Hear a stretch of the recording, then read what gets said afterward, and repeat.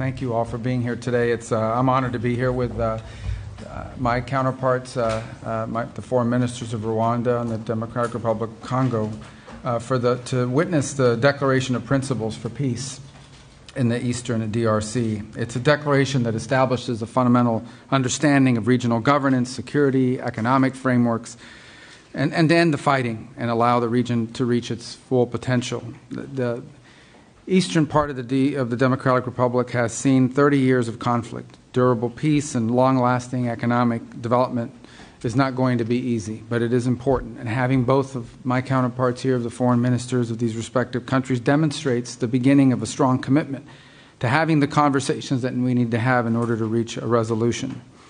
I'm proud to work for a president who's made peace, stable global peace, a priority of this administration. And today is evidence of that. He wants to see a peaceful resolution in many parts of the world, but he wants to see a peaceful resolution here, and we want to play a constructive, productive, and important and key role in ensuring that that can happen. And a durable peace in the Great Lakes region will open the door for greater U.S. and broader Western investment, which will bring about economic opportunities and prosperity. And it will also help advance President Trump's prosperity agenda for the world. It's as they call it, a win-win for everyone involved, for the United States, for the Democratic Republic of Congo, and for Rwanda. Our firms are good corporate citizens, American firms, and they'll bring good governance and ensure responsible, reliable supply chains for things like critical minerals that benefit regional governments and our partners and allies as well. This economic development, combined with durable peace, and I would say durable peace comes before economic development. It's impossible to do without the peace. It will also allow millions of displaced people to return to their homes, to safer communities, with new economic opportunities that have escaped generations. The African Union and regional economic communities in Africa have done incredible work, and we need to recognize that in bringing parties together and laying the foundation for these talks. Our government here is focused on energizing these efforts. So we're going to be in close contact with our African Union partners to make sure we can bring this to fruition and to see that this better future reaches everyone. I do want to especially thank our senior advisor, Mr. Boulos, and his counterparts in the Democratic Republic of Congo and Rwanda for their vision and for their hard work. Today is a step to building a peaceful, prosperous Great Lakes region. And we look forward to working with everyone involved to achieve this goal. Thank you.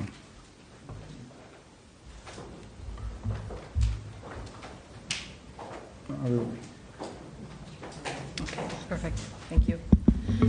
My apologies. I should have turned to you. I apologize. I was looking. No worries. Thank you.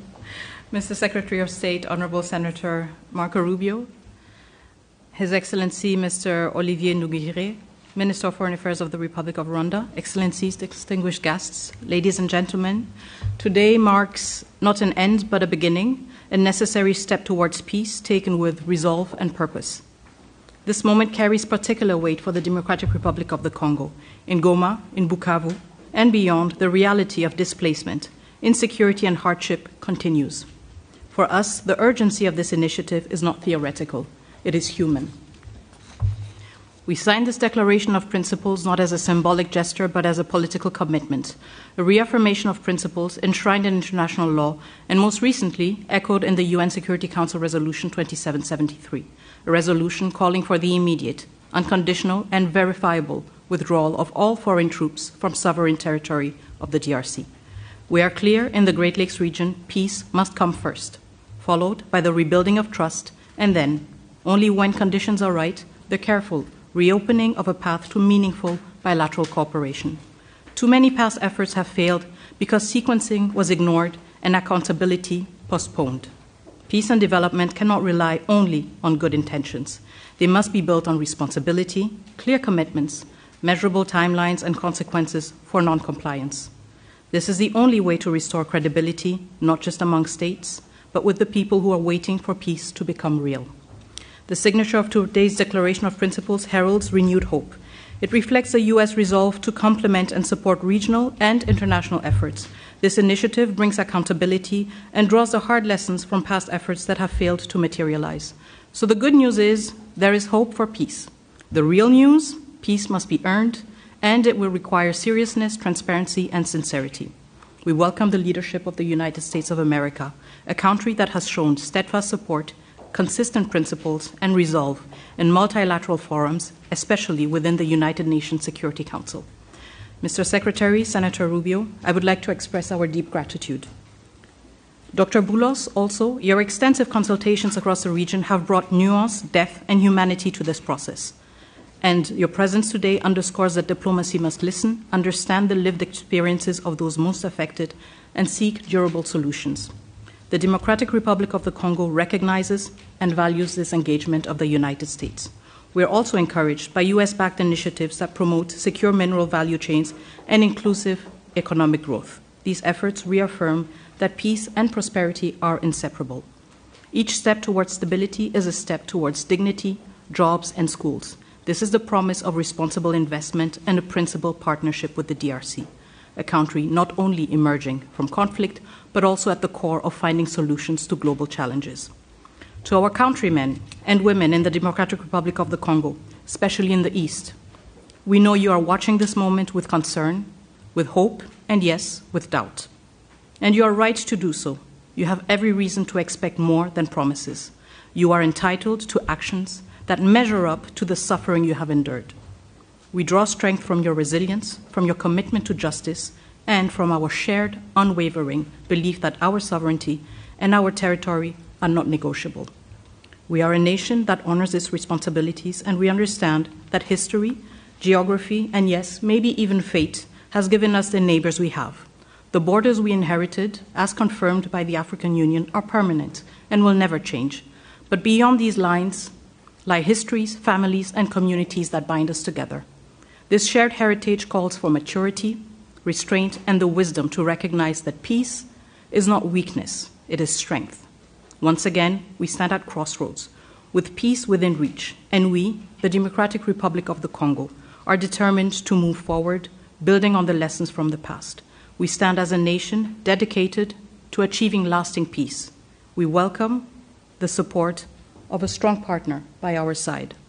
And I voice the solemn hope that all parties will seize this opportunity, just as we, the DRC, have chosen to. Thank you. Thank you, Madam Minister. Mr. Minister. Thank you. Good afternoon. On behalf of President Paul Kagame and the government of Rwanda, I want to start by thanking President Donald Trump for enabling a real change in the conversation on how to resolve the situation in the Eastern Democratic Republic of Congo, leading to the signing of the Declaration of Principles today. I thank Secretary Marco Rubio and the United States government for hosting us, and I commend the positive role played by Senior Advisor Masad Boulos and his team and other officials in the significant progress achieved thus far. Today, we are talking about the real issues, the root causes that must be addressed to achieve a lasting peace in our region. Those include, first and foremost, security, as well as the return of refugees. In addition, and very importantly, we are discussing how to build new regional economic value chains that link our countries, including with American private sector investment.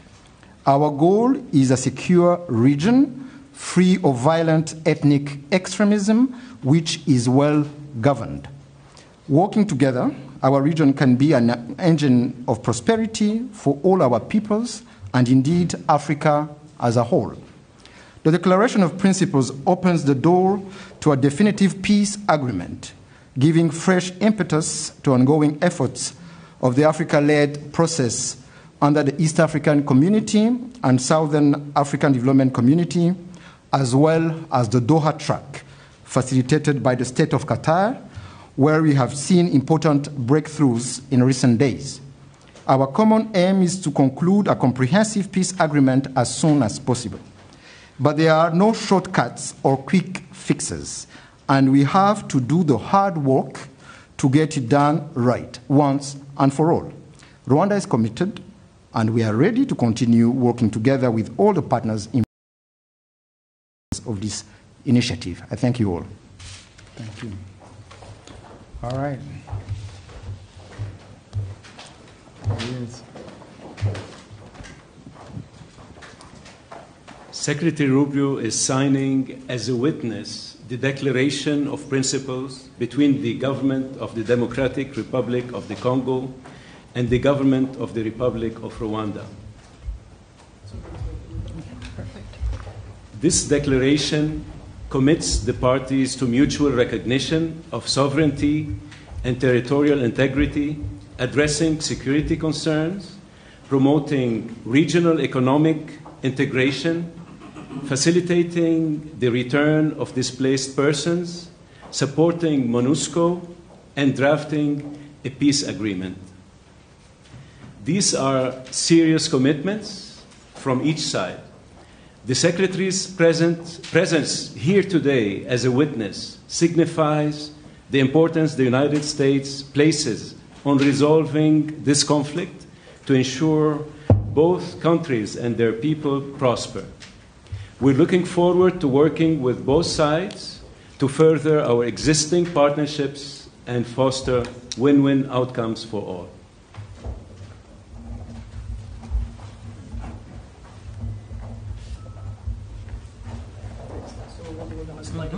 Perfect.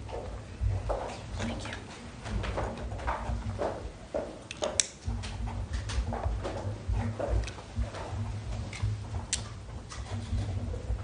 Thank you.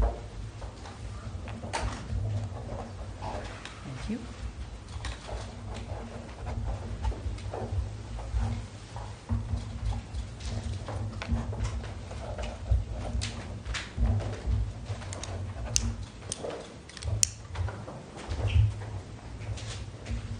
Make sure you keep your pen.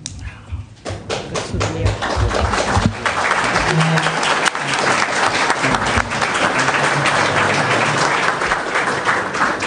Thank you very much.